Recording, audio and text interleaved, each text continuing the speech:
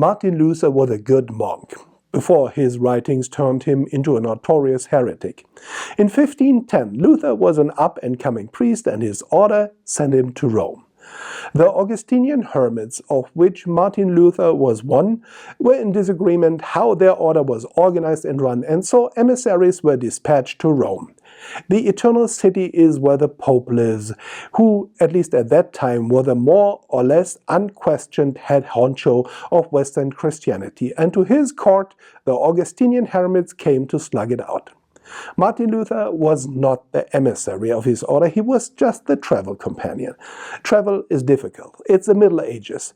Basically, there are no roads. There are dirt paths, created by feet, hooves, and carriage wheels. They're either dusty or muddy or frozen or flooded and always infested with bandits. The monks walked, crossed the Alps on foot, and finally they arrived in Rome. And that Martin Luther wasn't the head of his delegation left him a lot of spare time for sightseeing.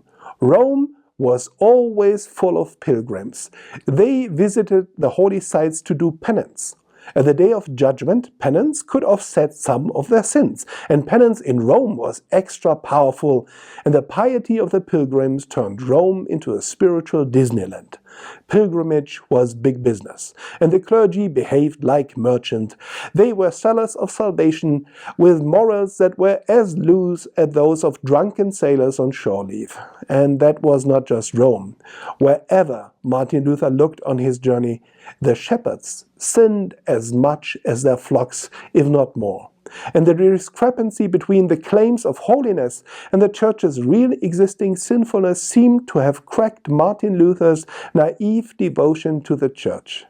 In Luther's Roman holiday, he probably had his first hard bite from the reality sandwich.